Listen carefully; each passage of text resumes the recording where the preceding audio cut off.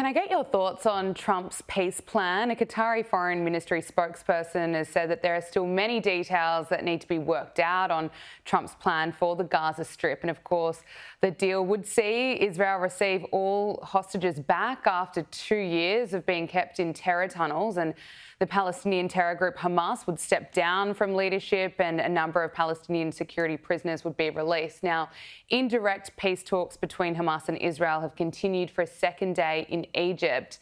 Brittney, are you feeling cautiously optimistic? What's your assessment? So keep in mind that, this has been ongoing for generations, decades, right? And we've seen Hamas turn down peace deal after peace deal after peace deal for years, well before October 7th happened in this war. So I'm not that optimistic because, again, we are dealing with a terrorist organization that it's not only the Jews, quite frankly, anyone who isn't radical Islamist, they want dead. And they can't coexist with anyone else. So it's tough to say, will peace happen? I think first and foremost, we need to get the hostages back, dead or alive, dead and alive, whatever the case may be. Yeah. We need to get those hostages back. If there can be some peace, I think I speak for so many Jewish Zionists that I know, we all want peace.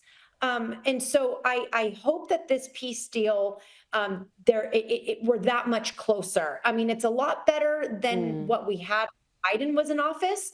So I do really appreciate the president trying to do something. But again, we're dealing with a side that doesn't really seem to want peace. And if they did, I don't think we would be in this position time and time again. It's really tough to find peace with a side who wants to literally abolish Israel from the map. Yeah, it's certainly difficult to find peace with terrorists that vow to repeat October 7 again and again. And Brittney, you also mentioned the rise in anti-Semitic attacks. We've seen them here in Australia, right around the world. And there are also plenty of woke lefties protesting against Israel, many supporting Hamas, and are, of course, silent about other conflicts that are going on in the world. And the West and the world seems to have platformed people like Greta Thunberg. She's just been deported from Israel after her latest publicity stunt, and this is what she had to say. And what Israel did was mainly not to illegally abduct us in international waters and abuse us in prison, but it was that it stopped a humanitarian mission and violating international law by preventing humanitarian aid from entering Gaza. Oh, Brittney, it is such a joke claiming she was abducted. Can I get your reaction to this? So I saw a really great clip of a reporter because she was going on and on about how Israel abused her. And they said, well, can you give us details on how Israel abused you guys? And what did Israel do to you? And she said, well, they were just so mean that they didn't allow me to say goodbye to my friends. Listen, I think, it's ironic that the people out there, especially the far left, that are praising this person, this young woman, it's ludicrous to me. I mean, every time she speaks, it doesn't even make sense. She's, but these are the same people, in my opinion, who were also saying the horrible things about Charlie Kirk's assassination. Yeah. We have a common denominator here of a lot of these people have just lost their humanity, in my opinion. And I think this woman is very ill-informed. I mean, she tweeted something today about Gaza treating, or it was something about Gaza and how people are being mistreated, yet she posted it, and maybe it was an accident, but it was actually an Israeli hostage. Well, there you go. And I'm not messed up, and a lot of people were like, you posted an Israeli hostage.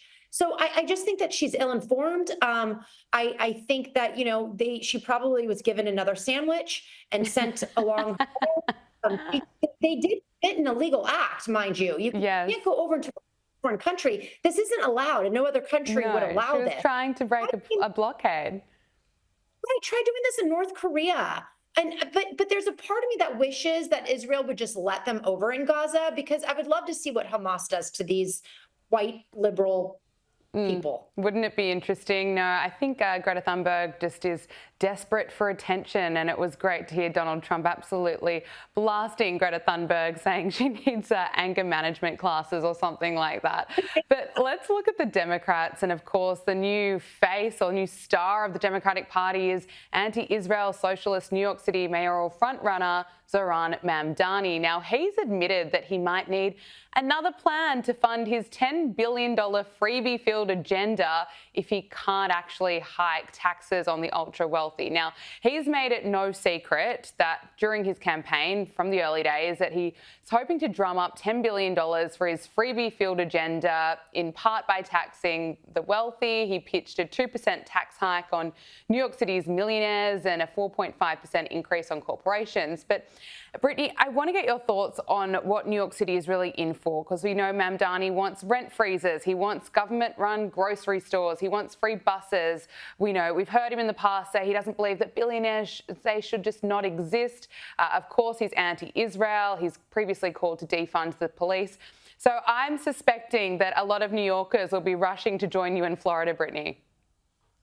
Right, we suspect that as well. But here's what we're forgetting. So he's a socialist. He's a known socialist. He has said it out there that he is a socialist. So this is the socialist ideologies. This is what they are all about. And I've said this time and time again, the far left liberals have hijacked the Democrat Party here in America, and their social experiment is failing. It is failing. We saw this in California. We're going to see it in New York if he gets elected.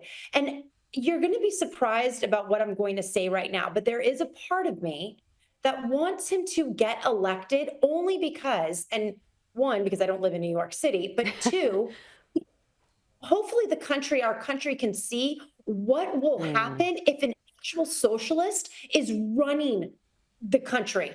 So he could potentially be running the largest city in this country. And I mean, there's not going to be any law and order. We are going to see so much fail that maybe the American people need to really see this happen so that we don't elect a socialist in for presidency one day, because we're headed in that direction, because the far left has absolutely hijacked the Democrat Party, in my opinion. It certainly has. And the Democrat Party is on life support in California. Of course, Gavin Newsom's California. It's interesting looking at the figures over the last 8 months. Republicans have registered tens of thousands of new voters. Democrats have registered around 100. Look at this. Year, there's been some changes in voter registration and with which party voters want to identify. Since February 10th, 82,000 people chose no party preference when registering to vote. There was also a jump for the Republican Party, with it gaining 48,000 voters, but Democrats only gaining 190 voters in 200 plus days. Brittney, is it Gavin Newsom that's also turning people away? So I'm not surprised by this at all. I'm a born and raised Californian for 40 plus years. We just moved to Florida 2 years ago because of the far left ideologies that took over California. I'm not surprised by this at all. If you live in California, if you were born and raised in California, the old California is not what it used to be. And we have seen firsthand the changes. It's unlivable at this point in so many ways. So I am not surprised by this whatsoever. And I don't entirely blame Gavin Newsom. It's a collective of people there that are running the show there that have just destroyed the state and so many blue cities in that state. But people are waking up because there's a lot of money in California. And look at how many multi-billionaire, billion-dollar companies have moved away from the state. So people are starting to wake up. Taxes, I mean, we paid $50,000 a year in property taxes alone to live in the Palisades, and then it goes up in flames. So I mean, there's just so many. You're living in one of the wealthiest areas in California, and you're having to step over a homeless person. Oh, excuse me, we're not supposed to say an unhoused person. So I mean, there's just it's people are running amok there, and I think people are starting to really wake up. 100%. Now, finally, before I let you go, we've spoken about trust in the media, and it's now at a record low in the United States. And this is just one example of why that might be happening. This is how MSNBC's Nicole Wallace reports on Gavin Newsom's social media strategy. Take a look at this. The whole notion that the right is an absolute puddle of snowflakes has been exposed by Gavin Newsom. And this is how she reports on Donald Trump's social media. Childish, it is crass, it is vulgar, it's of course unpresidential, it's dumb. Leader Jeffries is pictured wearing a sombrero and a fake mustache, while Schumer goes about making a fake speech he never actually said or delivered. Brittney, I mean, how can anyone take outlets like MSNBC seriously?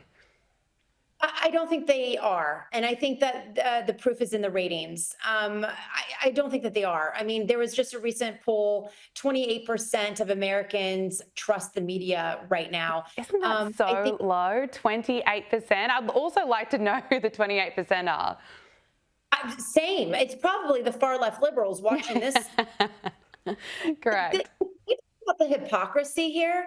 I mean, and this is why I think so many Americans are not trusting the media anymore. Also, journalists are no longer being journalists. They have become activists. Yeah. You know that I was on CBS News in Los Angeles for over 15 years, and I've said this before, and I'm going to say this again.